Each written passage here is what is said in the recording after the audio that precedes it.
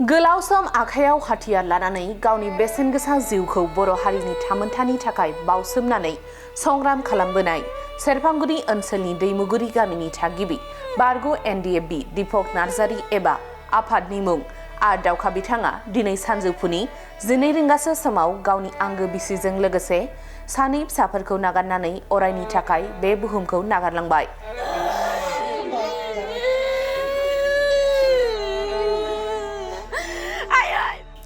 सुलुंनिफ्राय मिथिनाय बादिब्ला दीपक नार्जारी एबा आर दावखा बिथाङा माखासे गोबाव समनिफ्रायनो प्रेसार स्ट्रक जाजानानै पेरालाइसिस जानानै भुगिनांना दंमोन। थांनाय 10 अक्ट' एबा मैया देहानि लोरबांथिया बारा जानायलाय सोनाब बेंगलनि देहा फाहामसालियाव फाहामथाय होनानै लाबोफिनबायमोन, नाथाय दिनै हरखाबै बारा जानानै रुंसारि जानानै थांबाय। दिनै बिथांनि रुंसारि जानायाव बारग' एनडिएफबिनि दैदेनगिरि बिथांमोनहा नायफैनायनि गेजेरजों खौरांगिरिफोरनि सिगाङाव मा बुंदों फै बे समाव मिथिनानै लानि। समनि एनडिएफबिनि गोख्रों दैदेनगिरि आर दावखा दीपक नार्जारी बिथाङा दिनै हरखाब रुंसारि जानानै नोंथांमोना इउनाइटेडफोरनिफ्राय बाहागो लाफैदों दिनै नंगौ बारग' एनडिएफबिनि थाखाय मोनसे दुखु सान। जोंनिनो सासे बारग' एनडिएफबि सानसे समनि जोंनि एनडिएफबिनि एसिस्टेन्ट पाब्लिक सेक्रेटारि आर दावखा बिथांनि गुबै नामानो जाहैबाय दीपक नार्जारी। बिथाङा गोबाव सम पेरालाइसिस जानानै गाज्रि अबस्थायाव दङमोन, नाथाय दिनैनि नैबे 17 तारिख 2025 बे डेटआवहाय 12:30 समावहाय बिथाङा गावनि आंगो न'आवनो दिनै अबथिरायै दिनै मुंख्लं जालांबाय। दा दिनै बेखिनि मेसेजखौ जों मोननाय लगे लगे बारग' एनडिएफबि आरो गासैबो बारग' एनडिएफबिफ्रा दिनै बिथांनि बेखिनि जोबथा जिउ बावलांनायनि थाखाय जोङो बारग' एनडिएफबि जानानै जोबोद दुखु मोननाय जादों। आरो लोगोसे जोङो बारग' एनडिएफबिनि जानानै बिथांनि जिउमाखौ अराय सम इसोरनि खाथियाव जाहाथे मोजां जायगा मोनहैथों बेखिनिखौ जोङो इसोरनाव आर'ज गाबदों। जोबोद दुखुनांथाव दिनै बिथाङा 4 बोसोरसोनि सिगां मोनसे पेरालाइसिस अबस्थायाव दंब्लाबो दिनै बे न'खराव मोजाङैनो सोलिबाय थादोंमोन।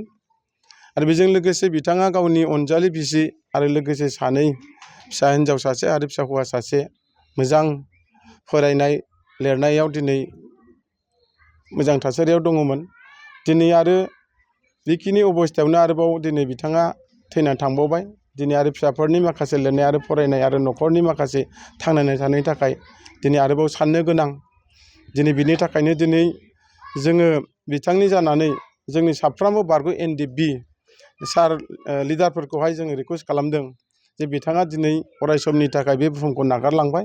बिनि थाखायहाय बिथांनि जिहेथु जोबथा खामानियावहाय जों बयबो लैहोर लैहोर फैलायलायनानै बिथांनि सोलेरखौ जोङो बयबो सनमान होफैनांगौ, अनार होलायनांगौ। बेवहाय फ्लेक्सन बासायालासेनो, बेवहाय उमुक तुमुकजों बासायालासेनो बिथांखौ जोङो मोजाङै बिदाय होनो थाखाय आं दिनैहाय नैबे नोंथांमोननि चेनेलनि गेजेरजों दिनै आङो खावलायदों। आरो इयुनफ्राव दिनै बेखौनो जों बुंदों जोंनि माखासे लाइमोन सेंग्राफ्रा बा बारग' एनडिएफबिफ्रा गोबां बेबादिनो दिनैहाय अबथिरायै जिउ बावलांनांबाय। दिनै बिनि गेजेरावबो जों दिनै जेसेबां थांनानै थानाय एक्स एनडिएफबि बा बारग' दैदेनगिरि बा लिडार केडार्सफ्राबो दिनैहाय नांगौ बायदि जोङो फुरुं खालामना होनो हायाखै।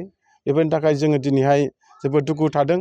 आरोबाव इयुनफ्राव जाहाथे जोंनि साफ्रोमबो सेंग्राफ्रा गावबागाव न'खर संसार दैदेनलांनो थाखाय जों बयबो कनसियास जायो, जानाय लोंनायनिफ्राय जाहाथे बयबो गावखौ बासायो। आं बेखिनिखौ दिनै नैबे दुखु समनि गेजेरजोंब्लाबो बिथां दीपक नार्जारी बा आर दावखा बिथांनि बे मुंख्लं थैलांनाय नैबे सिथ्लानिफ्रायनो आं दिनै बे मेसेजखौ हरनो लुबैदों।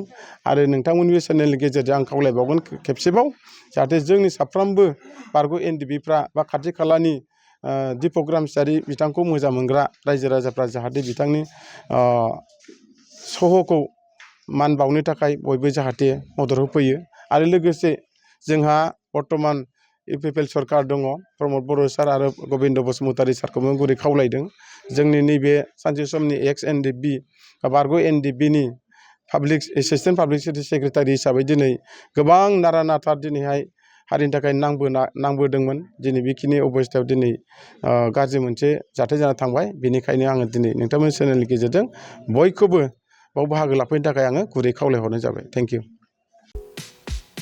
क'क्राझार सहरनि गोजोनफुरि गांजेमा बाजारनि उल्था फारसे थानाय आइ आफा बिएम इनस्टिट्युट अफ पारामेडिक सोलोंसालियाव 2025-26 बोसोरनि थाखाय पारामेडिकेल कर्सफोरनि गोदान मुं थिसननाया सोलिगासिनो दङ।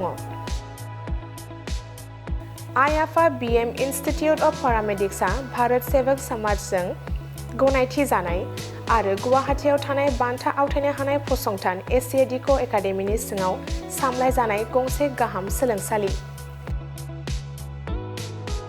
आइ आफा बिएम इनस्टिट्युट अफ पारामेडिक्स सोलोंसालियाव नोंथाङा BSS diploma in medical laboratory technology, BSS diploma in operation theatre technology, BSS diploma in first aid and patient care, X-ray and imaging technology बायदि आयदाफोरनि सायाव नोंथाङा सोलोंथाय लानो हागोन। लोगोसे सोलोंथाय जोबनायनि उनाव प्लेसमेन्टनि खाबुबो नोंथाङा मोननो हागोन। आइ आफा बिएम इनस्टिट्युट अफ पारामेडिक्स सोलोंसालियाव जायखिजाया स्ट्रिमजों 12 थाखो उथ्रिसार जानो हानाय फरायसुला फरायसुलिफोरा बे सोलोंथायनि खाबुखौ लानो हागोन। थारैनो नोंथाङा जुदि सावस्रि फाहामथायनि सोलोंथाय लानो गोसो जानानै दङब्ला अब्ला गोबाव खालामाजासे आइ आफा बिएम इनस्टिट्युट अफ पारामेडिक्स सोलोंसालियाव थाबैनो सुलाद लादो। सुलाद लानो एबा आबुङै मिथिनो थाखाय 9395899391 एबा 8135971844 मबाइल नाम्बाराव फोनांजाब खालामदो।